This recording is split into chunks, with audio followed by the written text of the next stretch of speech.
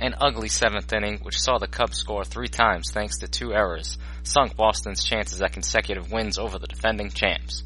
Welcome into the Boston Red Sox newsfeed post-game recap.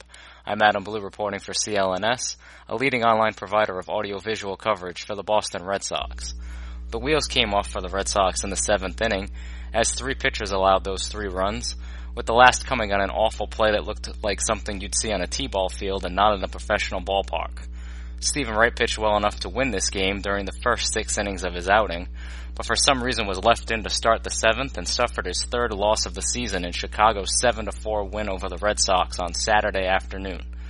Wright ended up allowing 5 runs on 7 hits and 6 1/3 innings of work. Former Red Sox starter John Lackey earned his 2nd win of the year, going 6 innings while giving up 4 runs and 8 hits to the home team. The Red Sox squandered a 3-run lead as they put 1 run on the board in the 2nd inning and 2 more in the 3rd.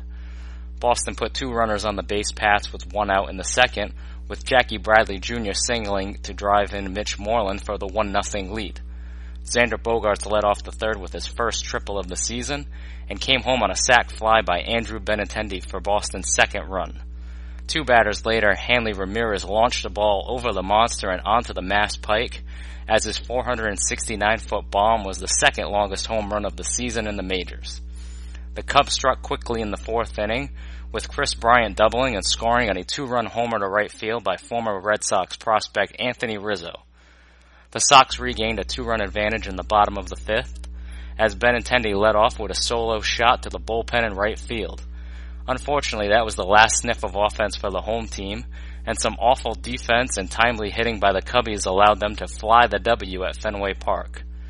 Bryant struck his 2nd double to lead off the 6th inning, then moved to 3rd base on a passed ball by catcher Christian Vasquez.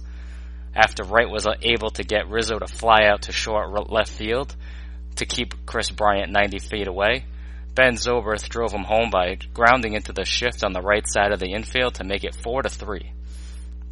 Manager John Farrell decided to keep Wright on the mound to start the 7th inning, even though his pitch count was hovering around 100, and the move backfired. Miguel Montero lofted a ball into the brisk, warm air at Fenway, which was deposited into right field for the game-tying home run to lead off the inning.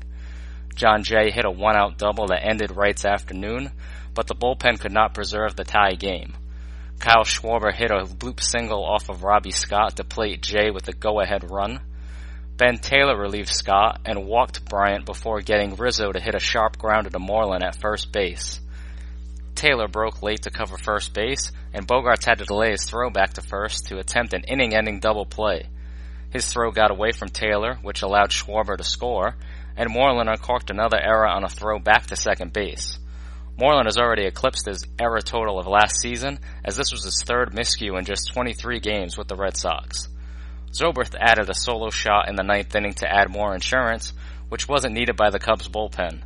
Koji Uehara, Hector Rondon, and Wade Davis shut down any chances of a comeback by the Sox to secure the victory. After Dustin Pedroia reached an infield single to start the 9th, the former Royals reliever and current Cubs closer struck out the next 3 hitters for his 5th save of the season. The Sox will look to earn a series win on Sunday night, as Eduardo Rodriguez will face Kyle Hendricks on ESPN Sunday Night Baseball, and we'll have you covered with pregame lineups and the postgame recap. This has been Adam Blue for CLNS.